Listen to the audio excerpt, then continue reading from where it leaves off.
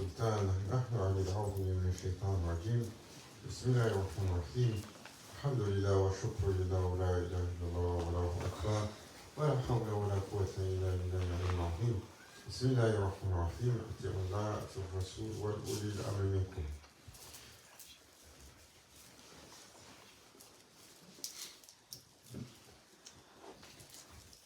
Louange à Allah Azzawajal qui nous a honorés d'être ensemble et qui nous a accordé la faveur et le privilège d'une telle assemblée. Louange à Allah qui nous a honorés et qui nous a favorisés. Bani Adam. Dit Allah Azzawajal, nous avons privilégié les enfants d'Adam. Maulana Cheikh Nazim, toujours il mettait l'accent, he used to repeat that. Il mettait l'accent, toujours, encore et encore. He used to repeat, don't underestimate honor that Allah is giving you and the privilege that has been given to humankind. C'est un privilège qui n'a pas de poids, qui n'a pas de mesure. Il nous a accordé l'existence alors que nous étions non existants. Il nous a choisis pour être Khalifatullah alors qu'il aurait pu choisir une infinité de créatures. Et il nous a couronnés ainsi du chemin le plus difficile. Il y a un adage qui dit à tout seigneur, tout honneur. Alors l'honneur de l'humain qui a été établi comme un seigneur sur la création, son honneur c'est sa servitude. Ainsi, nous avons été honorés d'être choisis comme abd, comme des serviteurs. Des serviteurs à qui Allah Azzawajal. Des serviteurs honorés. Et les serviteurs honorés sont ceux qui toujours remplissent leur convenance avec Allah et s'abstiennent de la dissension, de la rébellion. Le prophète Abdallah Salatu Wassalam a dit alors, tout ce qui ne commence pas par Bismillah ar-Rahman ar-Rahim est sans fruit et sans continuité pour l'éternité. Et c'est pour cela qu'il y a pour les croyants ce référencement continuel et absolu à propos d'Allah. Et ce que nous oublions, Allah Azzawajal nous a honorés et il nous a mis à l'épreuve. He honored us and he put us under trial to see our ikhlas, our sincerity.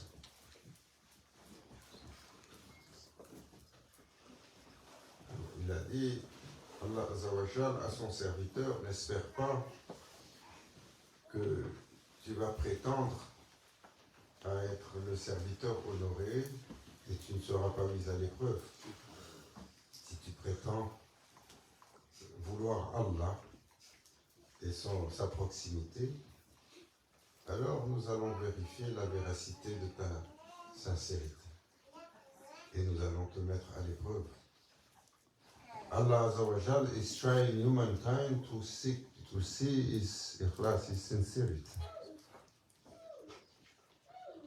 Et l'épreuve a une infinité de formes.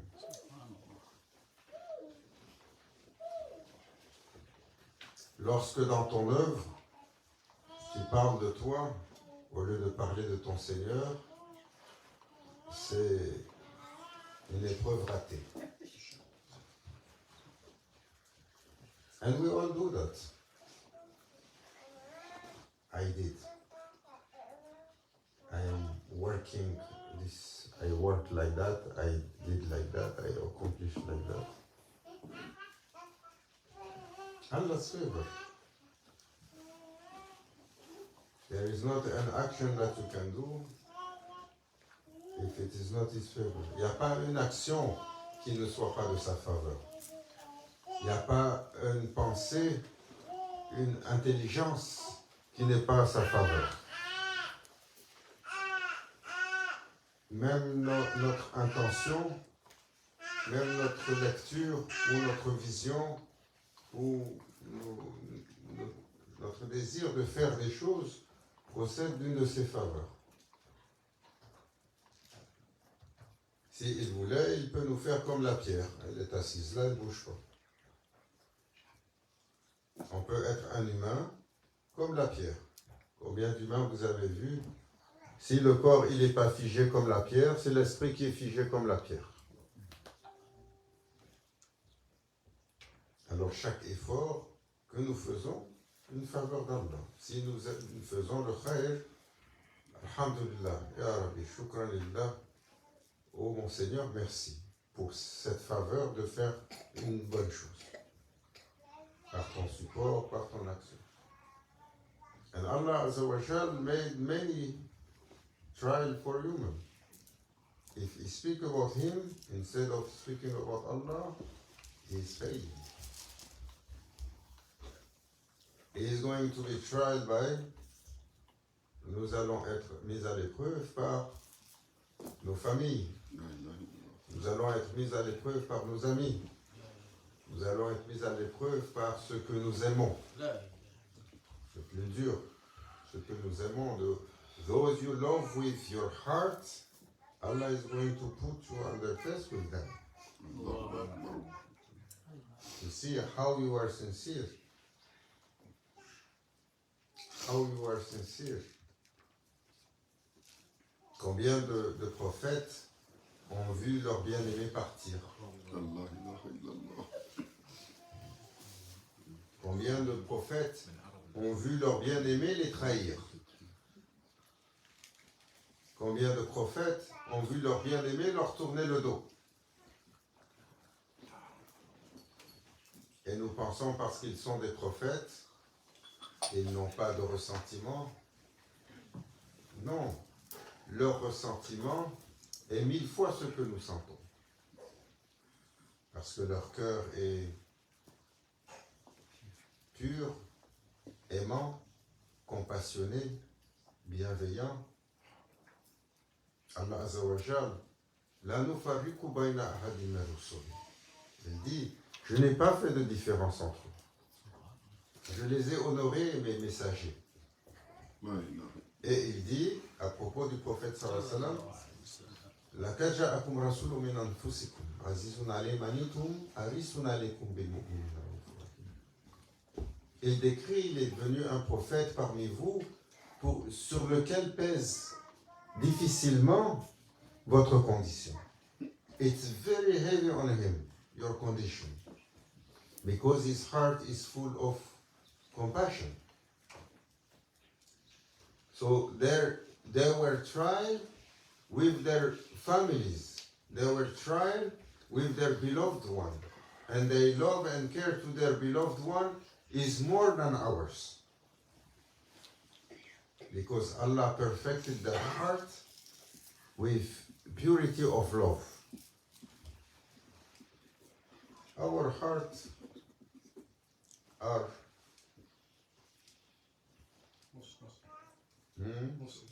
not only nus-nus,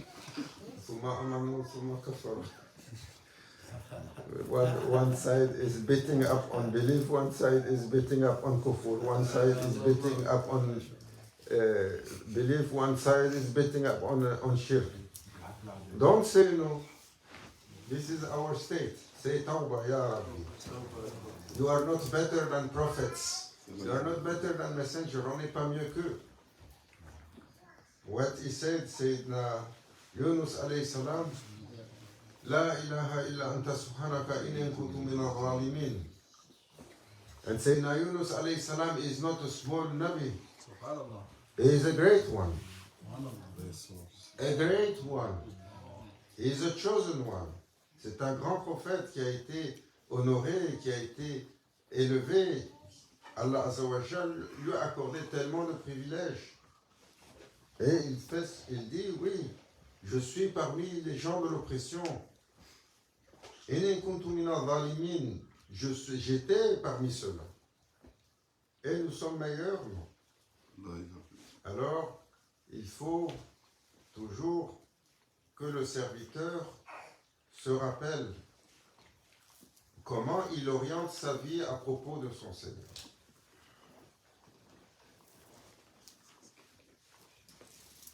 Allah Azza wa Jal nous mettra à l'épreuve, pas seulement avec ceux que nous aimons, mais avec toutes choses que nous aimons. Et nous aimons, ou combien nous aimons Dunya, combien nous aimons ce monde matériel, combien nous aimons ce monde matériel, combien c'est important ce que nous avons, combien c'est important ce que nous avons accumulé, combien c'est important ce que nous avons bâti, que ce soit nos demeures, nos maisons, nos biens, nos montures, nos voitures, et ça ne finit pas. Nos REER, ici on est au Québec, on a des placements REER. Combien c'est important. Tout peut partir. Combien de nations se sont levées du jour au lendemain, autour d'eux, il n'y a plus rien.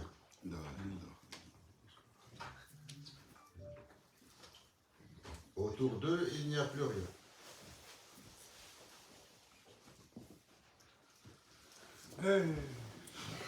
Alors, aux croyants, croyantes, c'est un rappel constant pour Insan, celui qui oublie.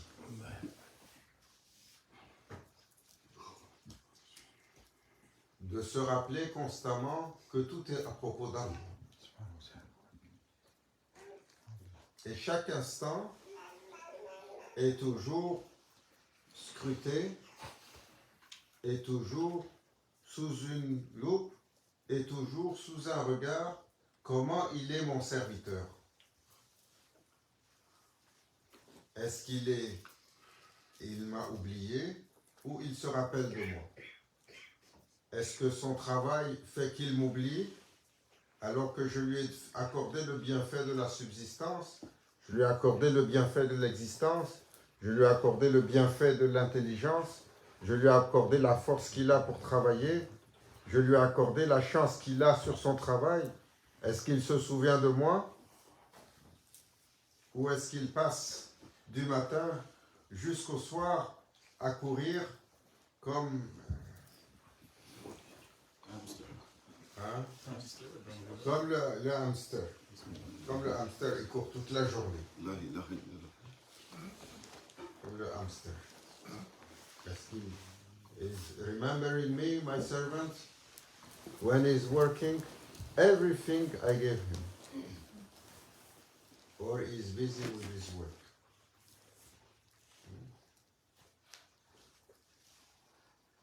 Est-ce qu'il se souvient de moi, mon serviteur, quand la table est posée, que chaque chose est une faveur de son Seigneur?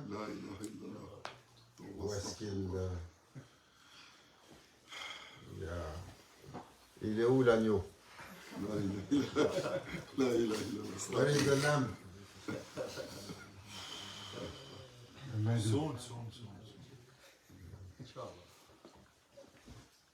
Ce sont des plaisanteries pour nous rendre conscients. Même dans des petites choses comme cela, on nous regarde. C'est pour ça, Sayyidina Muhammad, il a été remerciant sur toute chose, gratifiant sur toute chose, attentionné à propos de toute chose. Il a été si vigilant qu'il a dit à ses compagnons, il a dit, j'ai un visage avec vous, mes compagnons. j'ai un visage avec mon Seigneur qui ne le quitte jamais. Ô combien nous avons été sur cette mise à l'épreuve. D'être distrait, cela ne veut pas dire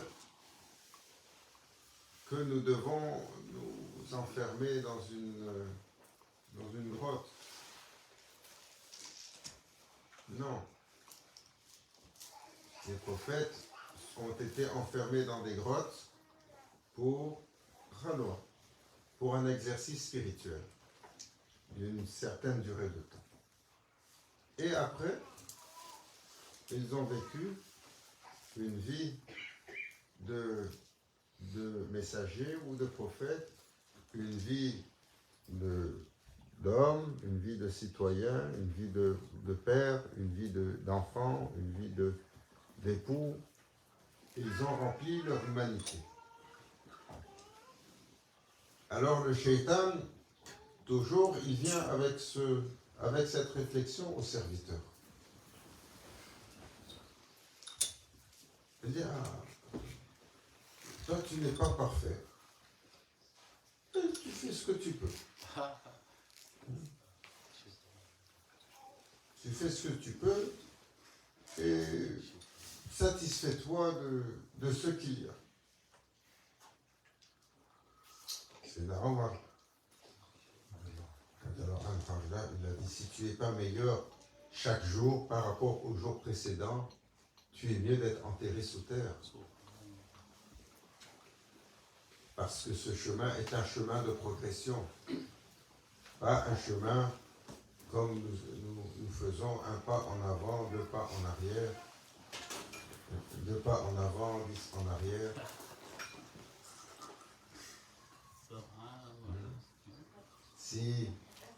Si nous voyons que la constance est dure à tenir, il faut se questionner. Le chemin vers Allah, il est simple. Le chemin vers Allah, c'est le taslim, c'est la soumission de l'être. La soumission de l'être, elle commence par reconnaître l'unicité d'Allah et tout ce que cela implique. L'unicité, la suprématie,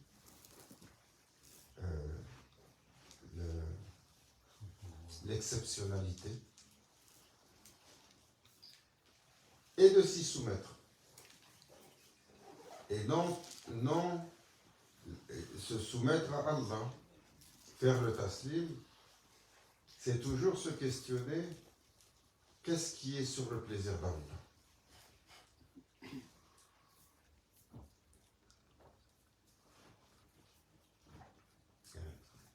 Nous demandons toujours à satisfaire notre être. Cette question, subhanallah, cette question, ça doit faire peut-être 1 année qu'elle tourne en rond dans la sorte, sous toutes sortes de formes. For 1 year, it's stirring in the sorte. That instead of asking what Allah wants, we are constantly saying, I want. I want like that. I want it to be like that.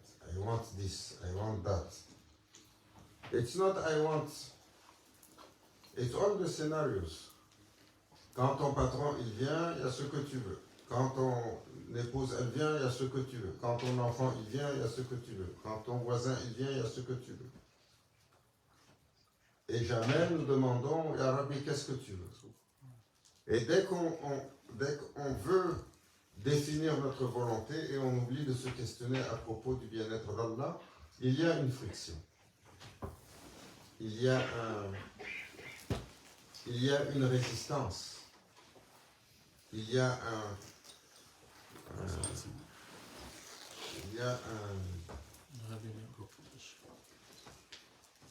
une dévaluation de notre état intérieur.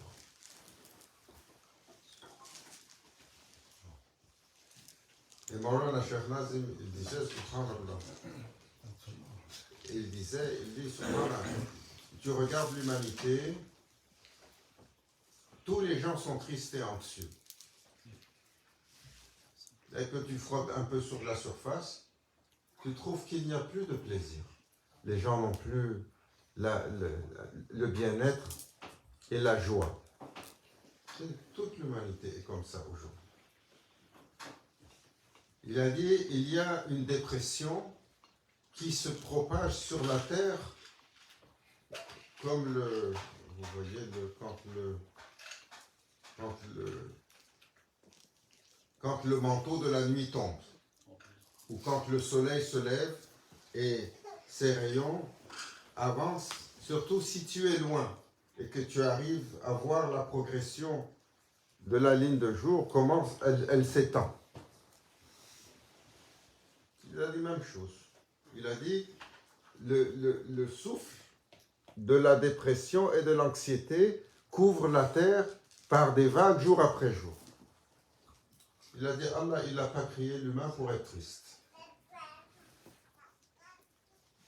Il a dit alors qu'est-ce qui rend les gens si tristes, anxieux et dépressifs?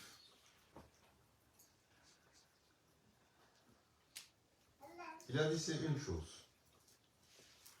C'est toujours autour de la même chose. Il a dit c'est leur déconnexion de leur Seigneur et c'est au lieu de demander, au lieu de chercher Allah, ils demandent à eux pour être. Dans toutes circonstances, ils demandent juste pour eux. Et ils oublient que le scénario est à propos d'Allah.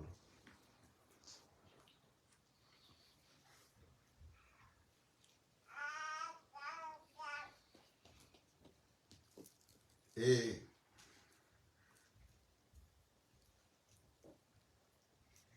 plus vous regardez les gens dans leur détresse, plus vous vous rendez compte qu'ils sont omnibulés par leur propre personne.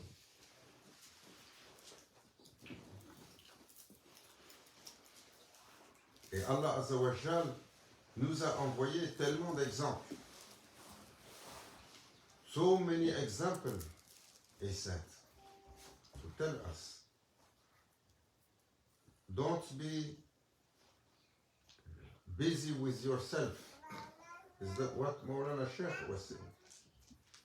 The sadness and this depression and this anxiety that is waving the whole earth today, only because people, they are constantly opposing their will to the will of Allah. And no one is questioning what is the will of Allah, what Allah wants. Like this one. Every day he wakes up and says, what my Lord wants.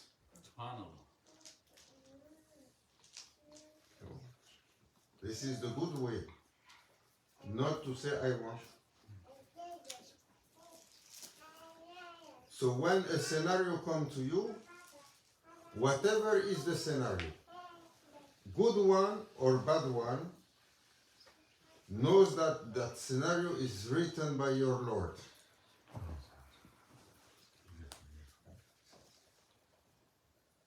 Quel que soit le scénario qui nous touche dans une journée, et Allah sait combien de scénarios nous touchent. Qu'il soit plaisant ou déplaisant, qu'il soit agréable ou désagréable, qu'il soit une ouverture ou une fermeture, qu'il soit le khair ou qu'il soit bala ou dhulm sur nous, qu'il soit un bien-être ou une affliction, le scénario a été écrit par la présence divine pour voir comment le serviteur, il agit, comment le serviteur, il réagit. Est-ce qu'il est patient ou il est en colère? Est-ce qu'il est patient ou il est en rébellion? Est-ce qu'il est patient ou est-ce qu'il rejette l'islam? Est-ce qu'il est patient et il se souvient de son Seigneur ou il est dans le raflat, complètement omnibulé par... quand vient le problème, on appelle un conseiller. Après, on appelle un spécialiste. Après, on appelle le docteur dans cette discipline-là. Après, on va chercher les ressources que nous avons qui sont gratuites. Après, on va chercher les ressources payantes qui sont là. Après, on va chercher les ressources gouvernementales. Après, on va chercher les ressources étatiques. Après, on va chercher les ressources communautaires, communauté européenne. Après, on va chercher les ressources planétaires, on va dire les Nations Unies, la Banque mondiale.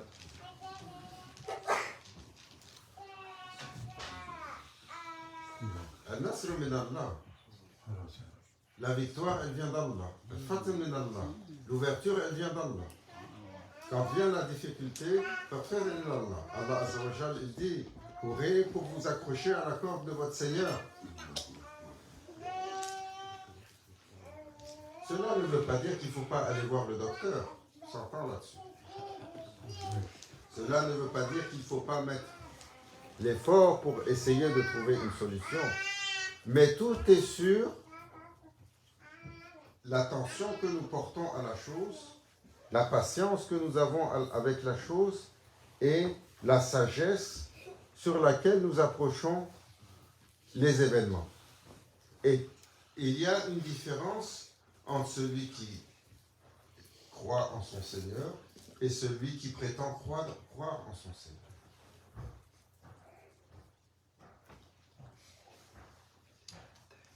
Oh, combien ils ont été éprouvés, les prophètes. Dans quelles circonstances? Et ils savaient qu'en toutes circonstances, quand Allah Azza wa Jal, il a vu son messager, qu'il a fait tellement d'efforts pour aller donner l'islam. Mais les mécréants ont fait tellement d'efforts pour lui rendre la tâche difficile. Ils ont fait tellement d'efforts pour l'humilier. Ils ont fait tellement d'efforts pour le déshonorer. Ils ont fait tellement d'efforts pour essayer de le mettre à mort. Et ils redoublaient les efforts. Et ils redoublaient les efforts. Jusqu'à ce qu'un jour, alors, il était à Taïf. Et ils l'ont tellement blessé. Ils l'ont tellement humilié. Et ils lui ont envoyé des enfants pour y jeter des pierres. Et il était désemparé. Et son Seigneur lui a dit, ne t'afflige pas, ô mon bien-aimé. Leur rentrée en islam, c'est Allah qui décide. Toi, tu proposes. Mais ne t'afflige pas s'ils n'acceptent pas. Sois préoccupé, mais ne t'afflige pas. Pour nous montrer que même pour la perfection de la création, Habibika al-Mustafa, Allah Azza wa Jal lui dit, ne mets pas ta volonté par-dessus celle de ton Seigneur.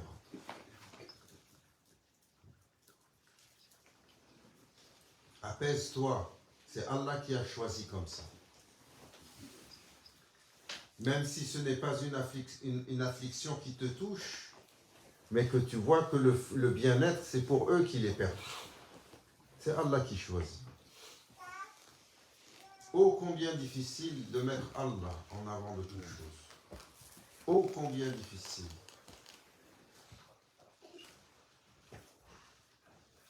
Alors,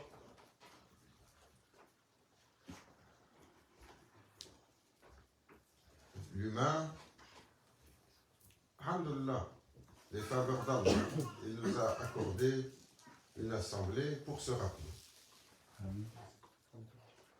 On sort, on oublie. Insan, c'est celui qui oublie. Alors, Allah Azza wa Jal, qu'est-ce qu'il dit? Il dit, il rappelle aux gens le besoin fondamental d'être dans le dhikr. Le dhikr excessif. Et ceux qui accomplissent le dhikr, ils sont debout, ils sont assis, ils sont couchés. Et le prophète sallallahu alayhi wa sallam, combien il a rappelé à ses compagnons, c'est important ce dhikr. Il va faire la différence entre vous comme celui qui est vivant et celui qui est mort. Il va faire la différence entre vous, dans vos poitrines, comme un cœur vivant, un cœur qui est mort. Il va faire la différence dans vos maisons, comme la maison qui est illuminée et celle qui est obscure. Pourquoi ce dhikr il est si important? Le dhikr est à propos d'Allah. C'est le rappel, toujours pour le serviteur, que tout est à Allah. Tout est à Allah, tout est à propos d'Allah, tout est pour Allah, tout procède d'Allah. Mais le shaitan, il dit, ça c'est excessif.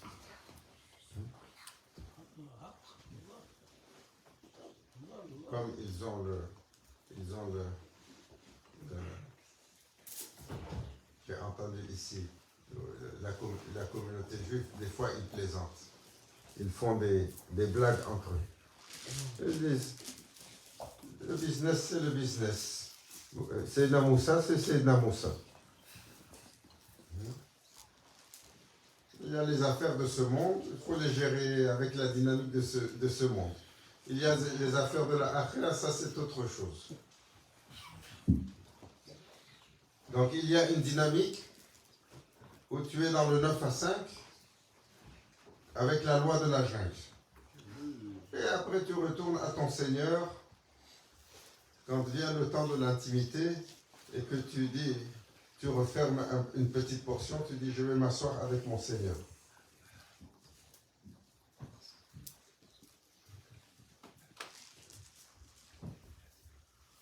Une fois, on était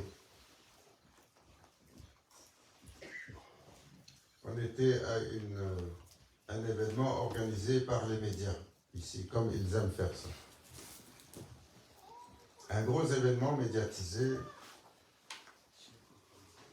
sur TVA à l'époque, ils avaient appelé les politiciens, un représentant de chaque parti.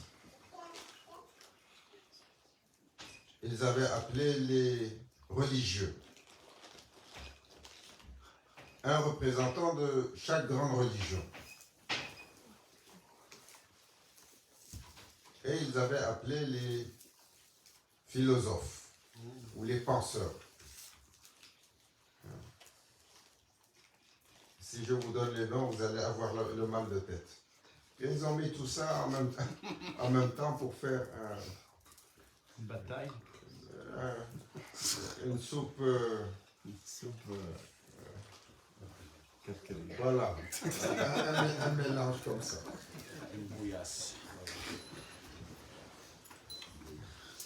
Débat. Et le débat, c'est sûr, on était dans les accommodements raisonnables. Le débat, c'est sur la place de la religion dans la vie de tous les jours et comment on doit accommoder la religion. Et bien entendu, au milieu du débat, une communauté, les musulmans, naturellement. Même si le débat a commencé avec d'autres communautés, c'est sur la communauté musulmane que le feu tombait tous les jours. Alors chacun, il va de... Ah, il y avait aussi les... Ils avaient amené les... Non, il y avait les politiciens, les penseurs philosophes, les religieux, et il y avait aussi des représentants des artistes, la jet set. Ils avaient amené quelques troubadours pour donner leur point de vue.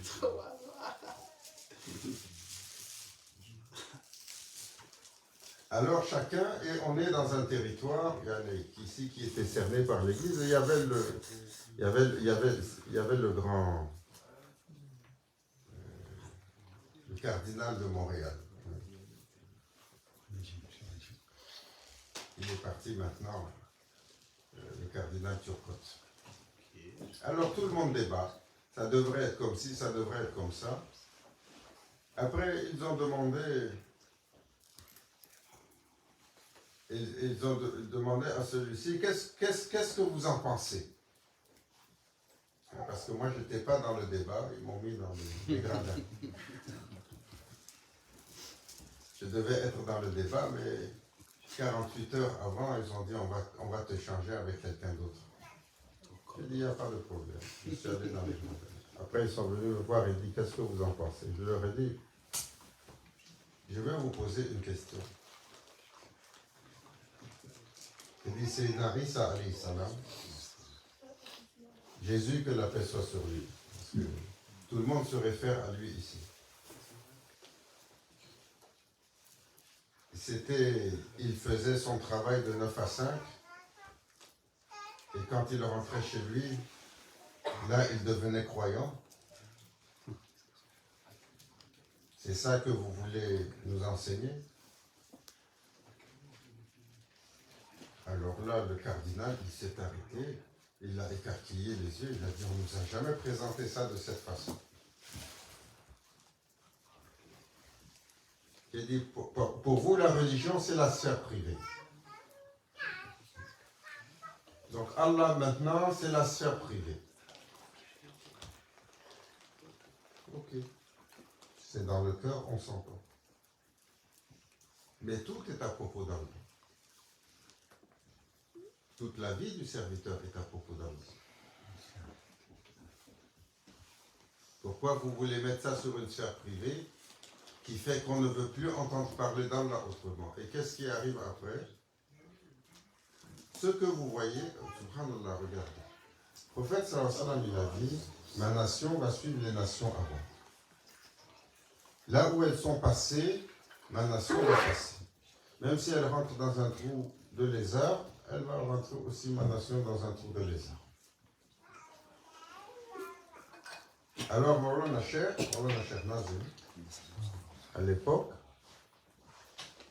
quand il parlait beaucoup avec les autorités de ces pays occidentaux, il leur disait,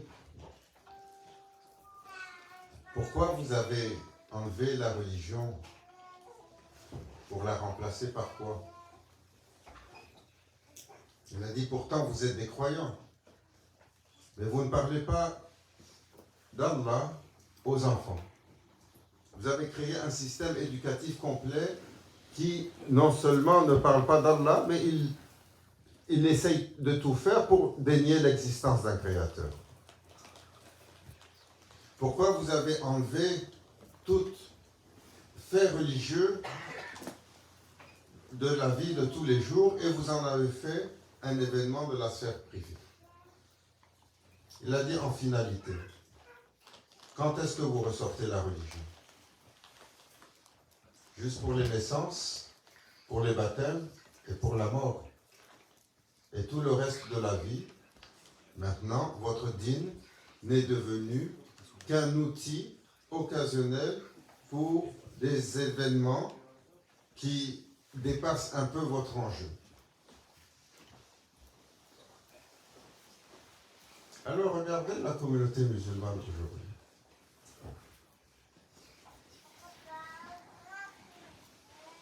Combien de gens, ils vont chercher un imam, ils vont à la mosquée parce qu'ils doivent se marier. Quand le mariage est fini, ils entendent parler de mosquée. Après, quand va venir la naissance, il faut courir, il faut aller chercher l'imam, il doit venir faire Aqiqa. Quand Aqiqa est fini, salam alaikum, on va aller performer dans la dunya. Après, quand la mort, elle vient taper, il est où l'imam? Il faut que l'imam, il vient encore, il va nous accompagner. Là, on est désemparés, On est devenu comme ça. Et il ne faut pas penser que c'est minoritaire. Il ne faut pas penser que c'est minoritaire pour cette umma. De plus en plus, on a exclu Allah de notre vie. Après, c'est devenu à un point où tout ce qui est à propos du dîn, c'est sorti juste pour les événements importants. Comment le shaitan, il se joue des humains. Oh, croyants, croyantes. Il n'y a aucun problème à s'accomplir dans les choses de ce monde tout en regardant son Seigneur. Le shaitan, comment il joue? Il dit, il faut que tu choisisses. Soit c'est la dunya et tu performes, soit c'est la mawla et tu performes. Tu ne peux pas faire les deux. Alors on nous pousse et on oublie qu'il faut que Allah soit gratifié à chaque instant. Il faut qu'il soit présent. Il faut qu'il soit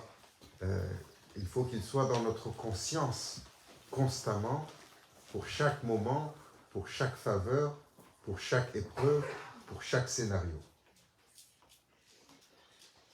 Qu'Allah Azza wa Jal nous garde et nous honore par la bénédiction de la couronne des croyants.